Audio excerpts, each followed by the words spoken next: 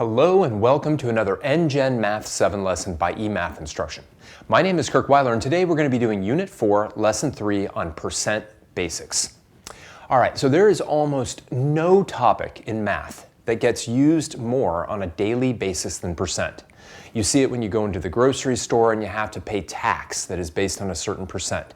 You see it when you have to pay your income taxes. A lot of percent work has to go with taxes. But you'll hear it when they talk about population increase or the increase in the amount of money that's owed or something like that, right? This went up by 5%, this went down by 7%. So percent is an amazingly important idea that we absolutely have to get down pat. So throughout this unit and the remainder of the lessons in this unit, we're going to really be emphasizing the idea of a percent, what it means to find the percent of a total, what it means to say that a particular part represents this percent of a total, etc. So let's get right into it with the first exercise where we review a lot of basics that you learned last year in Math 6. Here we go. All right, a basic percent problem to start us off, exercise number 1. Matthias earned 17 out of 20 points on a recent math quiz. We would like to be able to determine the grade that Matthias earned as a percentage. Letter A asks a very easy question: what fraction of the total points did Matthias earn? All right, so this is simple enough, right? The fraction that a part represents of the whole is simply the part divided by the whole. That's literally the definition of the fraction that a part represents. So if we're asked what fraction of the points did Matthias earn, Matthias earned 17/20. That's it, right? The part divided by the total is literally the fraction that the part represents. Now, let's take a look at letter B. Write your fraction from A as an equivalent fraction with a denominator equal to 100. Now, I cannot emphasize the importance of this idea enough, an equivalent fraction, meaning a fraction that represents exactly the same portion, right, exactly the same amount, it just looks different. And as we all know, we can take any fraction we want, whether it has to do with percent or not, and we can multiply the numerator and the denominator by any number we want as long as it's the same number, and we will get an equivalent fraction. We can also divide the numerator and denominator by any number we want and get an equivalent fraction. We can't add or subtract, but multiply and divide is fine. So if I want this fraction written with a denominator of 100, right, then the idea is I need to multiply the top and the bottom of the fraction by some quantity. Maybe have a little multiplication symbol there as well, so that I have 100 in the denominator. Now, when the denominator is 20, that's easy enough, right? 20 times 5 gives me 100. And that means I have to also multiply the numerator by 100. Not by 100, sorry, but by 5. So if I do 17 times 5, I'll get 85. And if you need to do that off on the side of your paper, that's fine. If you need to use your calculator, that's fine as well, although I'm going to assume that throughout this lesson at least, we're not using our calculators. A few lessons from now we will. All right, so just to keep in mind, 17/20 is exactly the same fraction as 85/100. So now, let's take a look at letter C.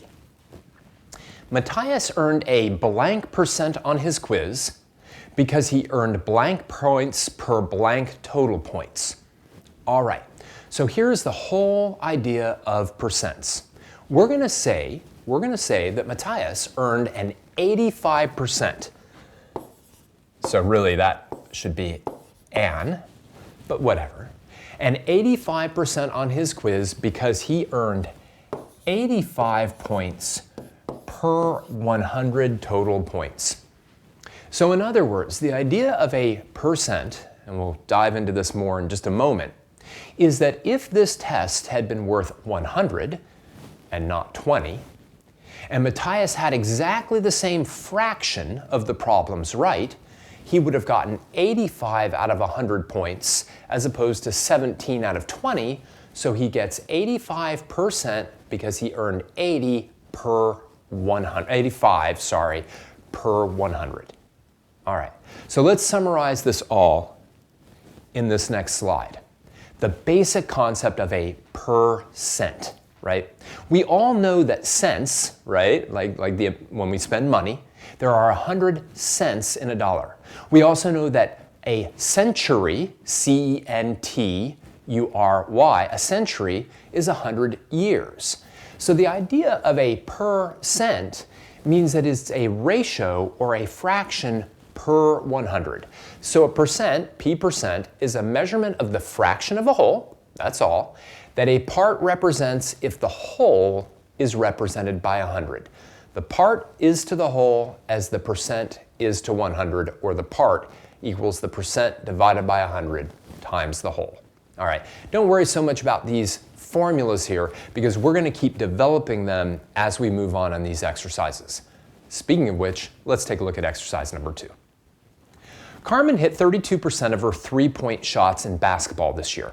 Which of the following is the fraction of the three-point shots that Carmen made? Show how you found the fraction. All right, so what I'd like you to do is pause the video right now and see if you can figure out which one of these 4 fractions represents the fraction of free throws that Carmen hit over the span of the year. Pause the video now and see if you can figure this out. Now, the whole idea of a percent is that imagine that Carmen actually took exactly 100 free throws, per 100. If she took exactly 100 free throws, then she would have hit 32 of them. So the fraction of free throws that Carmen hit is going to be 32 100ths. That is the fraction of free throws that she hit. Now, if that's one of our 4 answers, fantastic. We circle it, we put it in the blank, we bubble it in, we do whatever we need to do and we move on. This is not one of the 4 choices. But one of these 4 is equivalent to 32 100ths.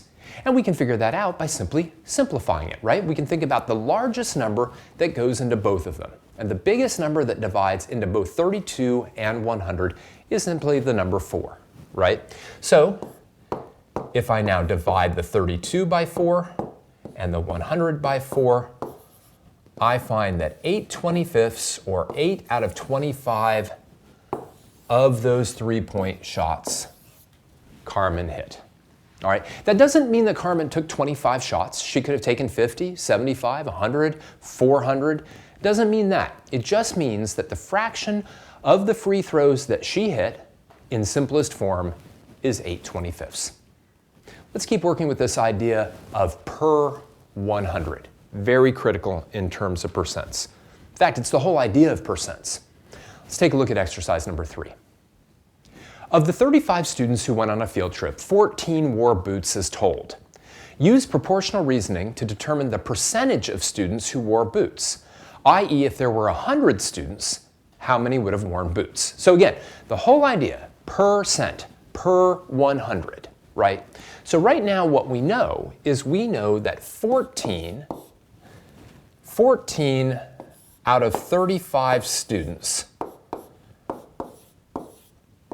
wore boots. What we want to know is what that means in terms of an equivalent fraction out of 100. Now this one's actually a little bit tricky because if there was a nice number down in the denominator that we could just say like 20 or 25 or 10 or 5, one that we could easily say, oh, just multiply 35 by blank and you'll get 100, then we could do the same to the numerator. Unfortunately, 35 is not a divisor of 100. It doesn't go into it nicely, all right? But what we can do is we can reduce the 14 35s first. So just for a moment, what I'm going to do is I'm actually going to, I guess I have to delete the whole thing. No, I can just do this.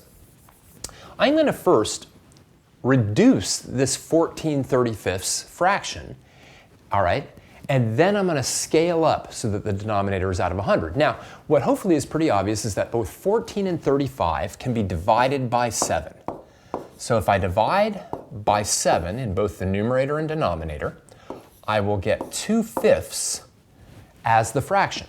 Again, it's almost like saying if we had 5 kids that went on the field trip, 2 of them wore boots. But now we can scale this so that it's out of 100.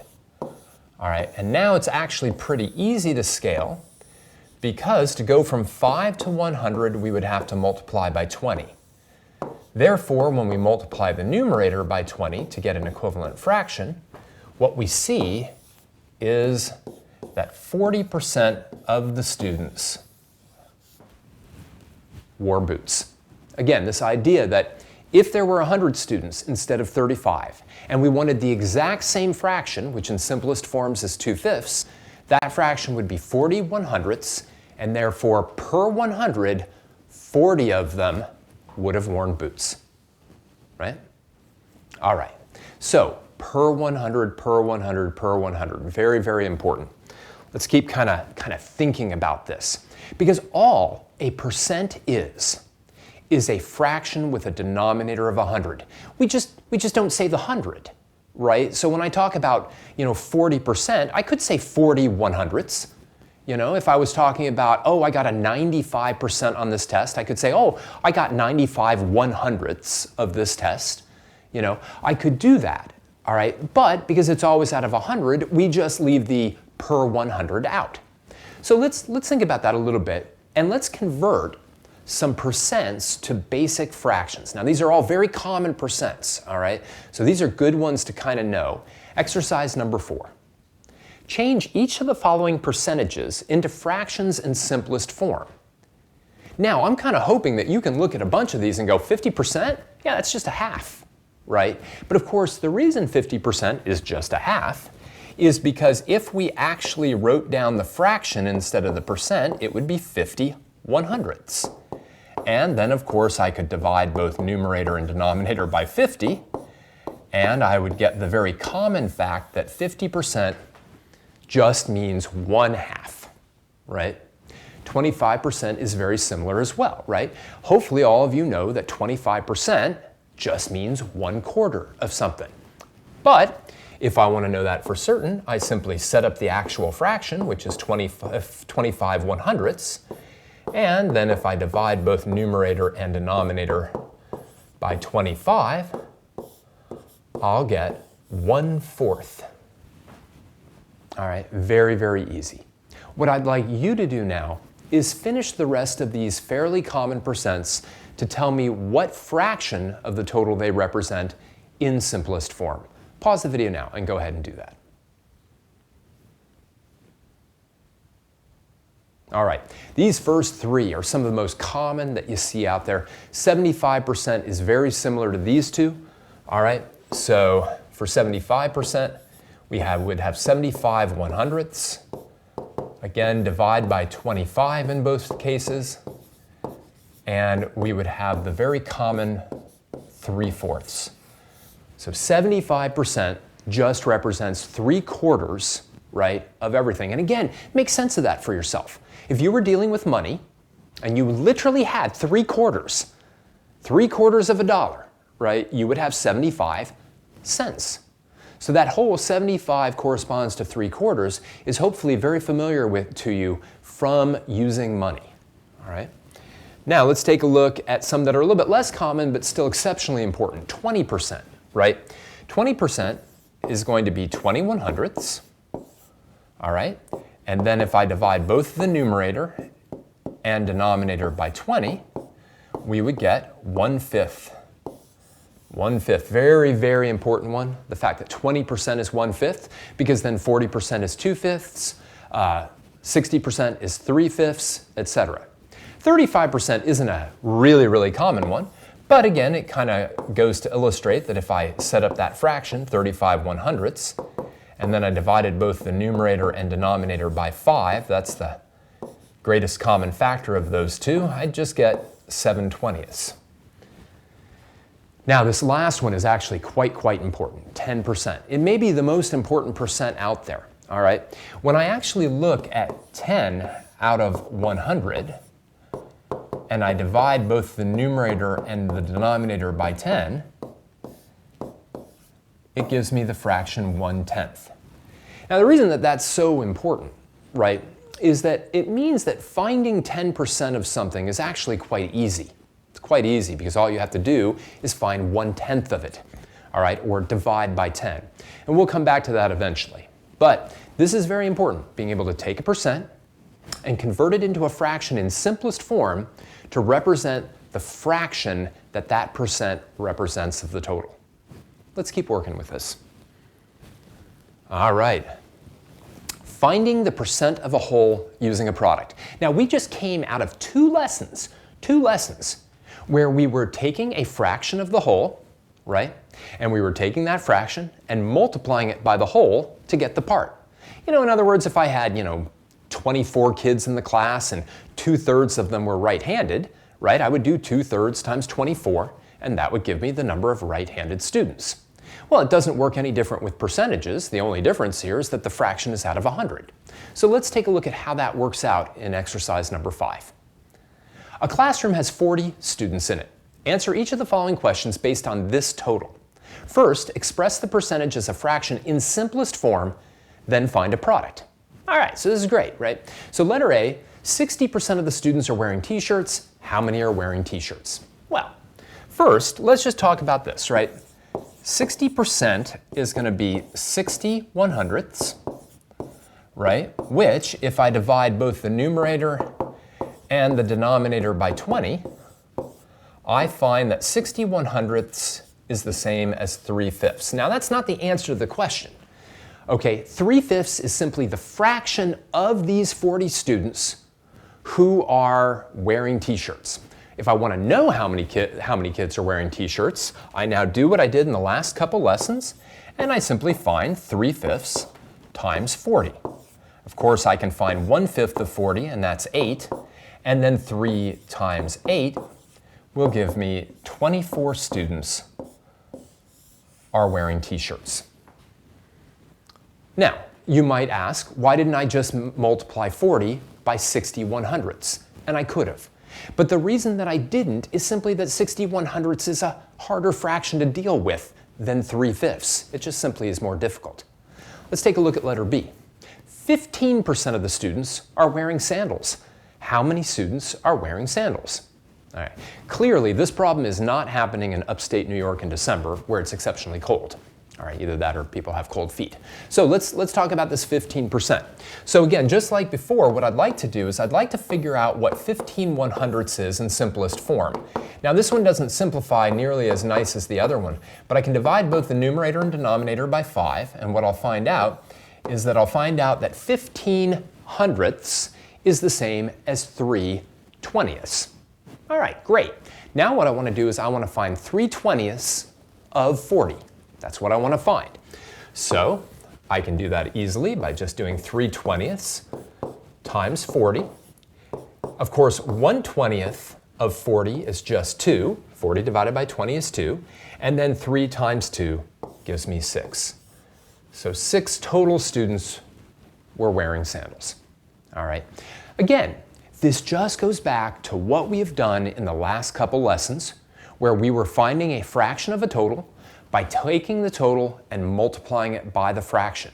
In this case, the fraction is given to us in terms of a percent, right? Where we can then turn it into a fraction by taking the percent and dividing it by 100 and reducing that to simplest terms. And again, we don't really technically have to reduce it to simplest terms. It just makes the math a bit easier. Let's keep working on this. One more problem. Here we go. Exercise number 6. A 4-ounce stick of butter contains 18% water. We want to find out how many ounces of water the butter stick contains. All right, so simple enough, right? We've got 14 ounces and we want to multiply it by the fraction that 18% represents, or at least by a number that 18% represents. So let's take a look at letter A. What fraction of the stick of butter is water? Don't simplify your fraction. All right, so this one's easy. We've been doing this pretty much all lesson. And the fraction of water is represented by 18 100ths. Now, we could simplify this fraction a little by dividing the numerator by 2 and getting 9, dividing the denominator by 2 and getting 50, so we'd get 9/50ths. But that's not particularly nice, right? It doesn't help us that much. So now we're going to just use this unreduced fraction, which, as I mentioned multiple times already, you could have done in the last problem. All right.